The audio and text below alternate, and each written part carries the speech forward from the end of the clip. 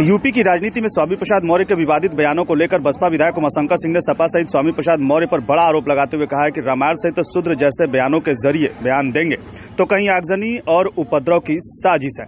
ऐसे बयान सिर्फ प्लानिंग के तहत लाइमलाइट में रहने के लिए दिए जा रहे हैं। वहीं अखिलेश यादव पर भी सवाल खड़ा करते हुए कहा कि अगर सपा को स्वामी प्रसाद मौर्य के रामायण पर दिए बयान से फायदा होने वाला था तो अखिलेश यादव ने 12 दिन के सत्र में इस मुद्दे पर क्यों नहीं बोला।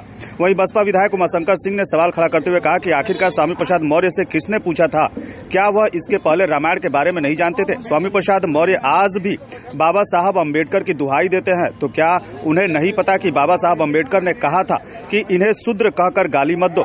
यह अनुसूचित जाति, अनुसूचित जनजाति और पिछड़े वर्ग शूद्र कहकर इनके मनोबल को गिराने का काम मत करिए।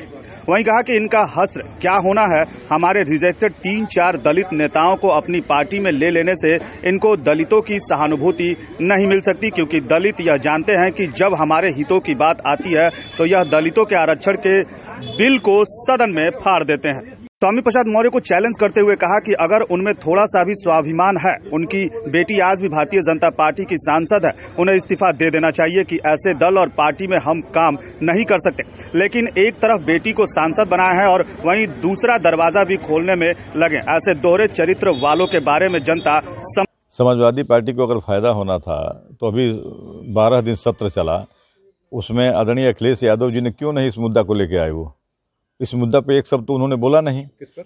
ये रामायण पे और रामचरितमानस पे उन्होंने तो एक शब्द हाउस में नहीं बोला। और चूंकि वो जानते हैं कि देखिए इस समय लाइमलाइट में रहने के लिए कोई उनके पास मुद्दा नहीं है। वो तो चाहते हैं कि कहीं वो उपद्रव हो, आगजनी हो, इस तरह के जो है दंगे हो और इस तरह के बयान दिए जाएं जिससे कि हम लाइमलाइट में रहें। तो ये सब लाइमलाइट में रहने के लिए चूँकि इस तरह से ये एक प्लान के तहत किया गया है। और आप बताइए स्वामी प्रसाद मौर्य जी से पूछा किसने, और इसके पहले क्या वो रामायण के बारे में नहीं जानते थे।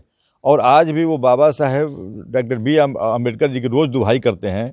तो बाबा साहेब ने तो कहा है कि आप इन्हें शूद्र कह करके गाली मत दो, ये शूद्र नहीं है, ये अनुसूचित जाति और अनुसूचित जनजाति हैं और ये पिछड़े वर्ग हैं। उनको उन्होंने SC OBC में संज्ञा बांटा है। उन्होंने कहा कि शूद्र कह करके फिर इनको आप उसी जगह पे मत इनको डेमोरलाइज करो। उसके बाद भी ये बाबा साहब के संविधान को नहीं मानते हैं, तो फिर ये इनका हश्र क्या होना है। हमारे 2-4 रिजेक्टेड दलित समाज के लोगों को अपनी पार्टी में ले लेने से इनकी दलित के प्रति सहानुभूति नहीं बढ़ जाएगी।